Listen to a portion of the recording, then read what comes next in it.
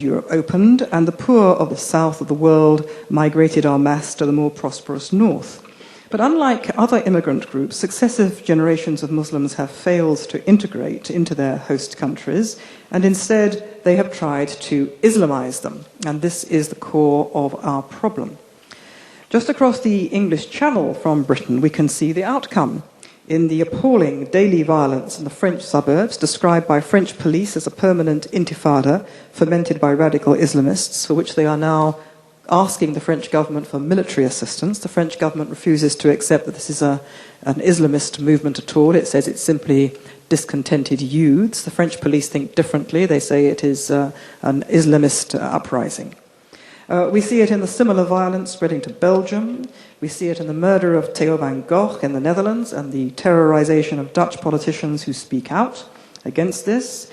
In the global riots, kidnappings and murders which were carried out across the world, really, after the republication in Europe of the Danish Mohammed cartoons. Well, in Britain, our climate of denial means that very little of this is actually being reported, and when it is generally presented as the fault of those who are being terrorized. Thus, the French riots are blamed on French prejudice towards immigrants.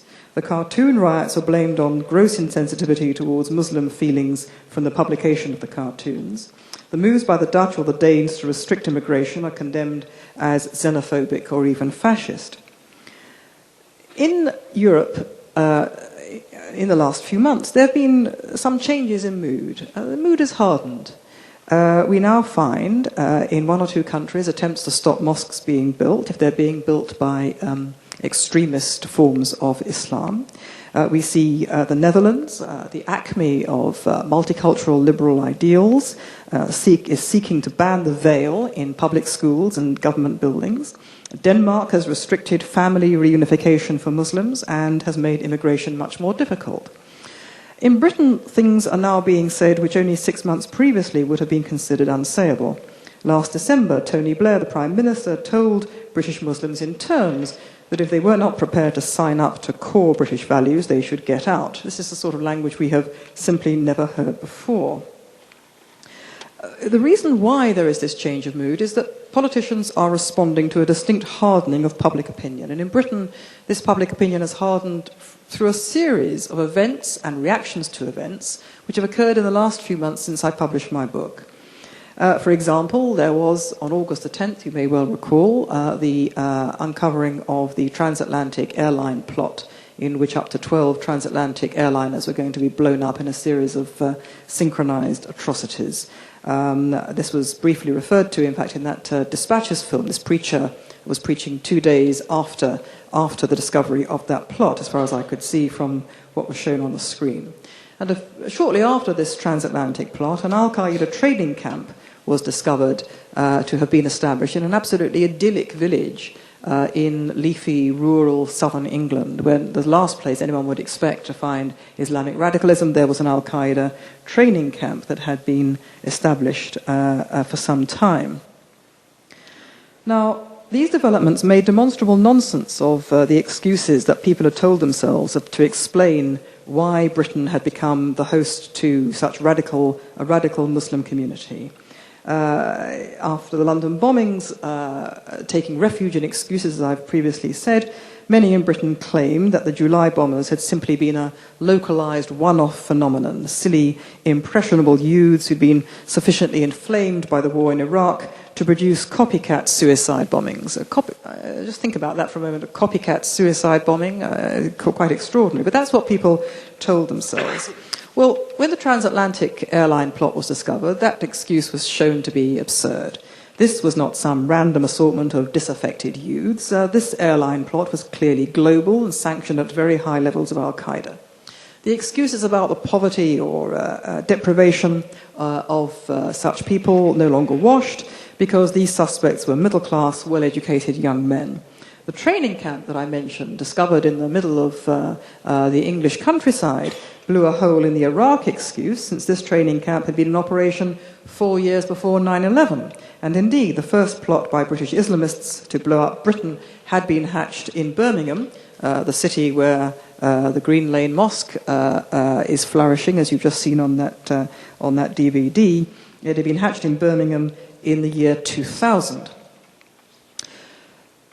Furthermore, there was a case recently which further blew a hole in the excuses that the country had told itself.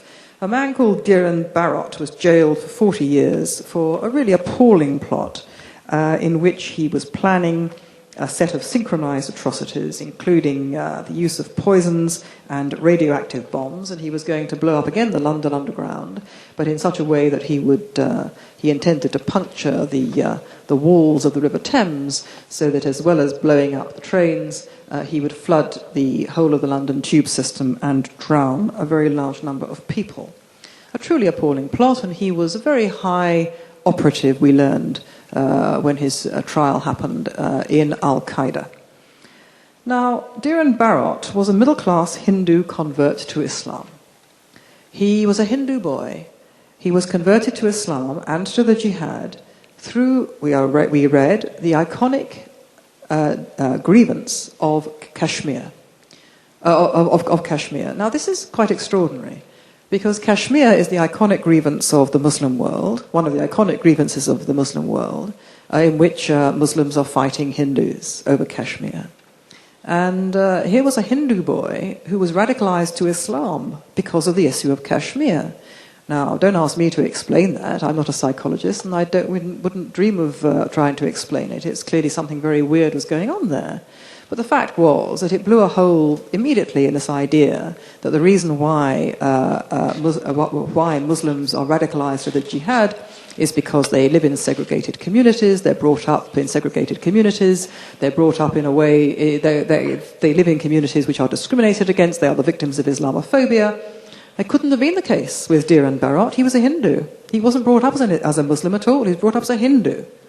And furthermore, he was a middle-class boy. He was born and bred in a nice middle-class area, in a nice middle-class house. He went to a selective school where he'd done well. He didn't fit any of these excuses. Now, even more interesting than that was this. And by the way, none of this was really... This was reported in the British press, but hardly dwelt on. It was knocked off the front pages. The conviction of Diran Barot, significance of what I'm saying about what he said and what he represented, middle-class Hindu boy. You might have thought that might provoke a few people to say, well, this is very interesting, we must reconsider all our analysis. What does this mean? There was not a word. Why? Because that week, something that was much more conducive to the prejudices of the British media occurred. President Bush got this terrible reverse in the midterm elections, and the British media could not contain its joy that the war on terror was now completely derailed. That's what knocked Diran Barot off the front pages of the British press.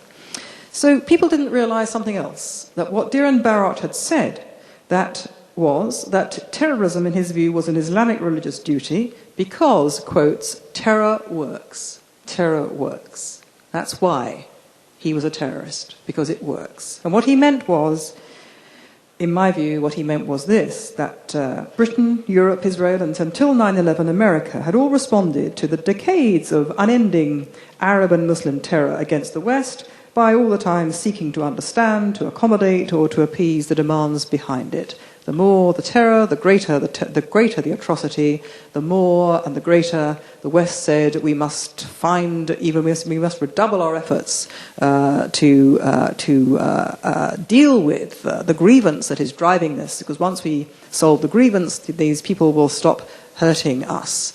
And that's why terror works. The greater the terror, the greater the self-flagellation of its victims. Now, people were appalled, however, despite the fact they didn't read much about this case. The people were appalled by the Muslim response to the transatlantic plot, where some 38 Muslim groups, this was their response to the discovery of this transatlantic airline plot, their response was that 38 Muslim groups, along with a number of Muslim members of Parliament and members of the House of Lords, pillars of the community, demanded that the British government should change its foreign policy in order to prevent further terrorist outrages.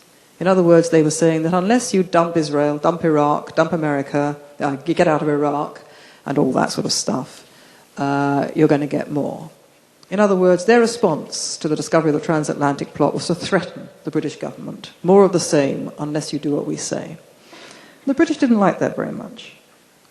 Furthermore, the following day, I think it was, some Muslim representatives went to the British government and said, we want a couple of religious festivals to become official British holidays, and we want Sharia law relating to marriage and family life to be applied in Britain as part of English law. That was also their response to the transatlantic plot. You might think this is not the best way to make friends and influence people at such a time. Nor did it go down very well when our Home Secretary visited East London, where there is a very substantial Muslim community, to urge Muslim parents to make sure they looked out for the telltale signs that their children might be becoming recruited to the jihad. And he was greeted by a tirade from one participant who screamed at him, how dare you come to a Muslim area when there are 1,000 Muslims who have been arrested. And from another, another screamed, Muslims do not need British values. We believe Islam is superior. We believe Islam will be implemented one day. That didn't go down well either. People were further horrified around this time to learn from opinion polls that 7% of Muslims who were polled, equivalent to some 112,000 British Muslims, thought that suicide bombings in the United Kingdom would be justified in some circumstances, rising to 16%, or 256,000 individuals, if a military target was involved. 250,000, 250,000 British Muslims would support suicide bombing in Britain in certain circumstances.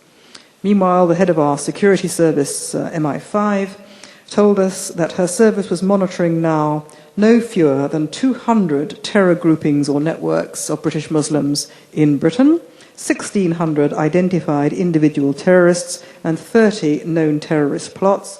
And she said that these terrorists were seeking to gain access to nuclear and dirty bombs to use in Britain. Truly terrifying situation.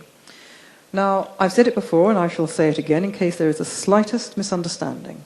There are many truly moderate Muslims in Britain who are horrified by this, genuinely horrified, because they stand to lose. Their children stand to lose. They stand to lose their children to this terrible thing. And they are horrified and terrified. And they are appalled that the British government has not taken more robust action against the extremists in our midst. However, there is an alarming number of Muslims in Britain who are not moderate at all, even though they may abhor violence and have nothing to do with terrorism at all.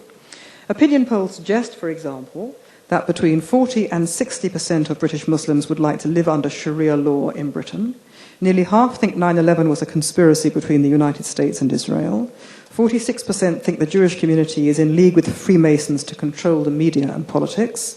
And 37% believe that the Jewish community in Britain is a legitimate target, whatever that means, as part of the, in quotes, ongoing struggle for justice in the Middle East. Now, I see this whole situation as a kind of continuum of extremism. If you imagine a continuum as a line, on the far end of the line is a tiny proportion of British Muslims who are involved in terror. Next to them are a slightly larger number, still a very small proportion, who will support them in that endeavour.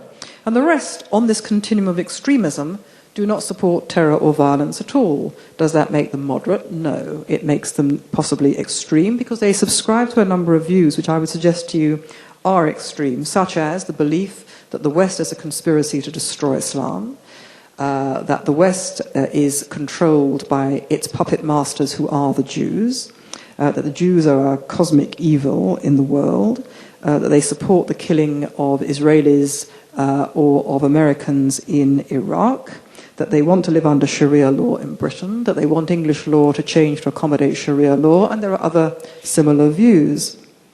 These views are not moderate, but they are extreme. They are shared by a large number of Muslims, at least some or all, or most. And as a result, they act as a kind of conveyor belt to terror, or to change my metaphor, a kind of incubator of terror, because they foster the climate of hatred and hysteria and lies that is fueling the jihad. Now, in Britain, it's very hard to say any of this without being accused of being a racist, because the doctrine of multiculturalism makes it a cardinal offence to criticise a minority. And a minority is defined according to the Marxist term. According to the Marxist definition, a minority or a victim group is defined as such as a group that is powerless.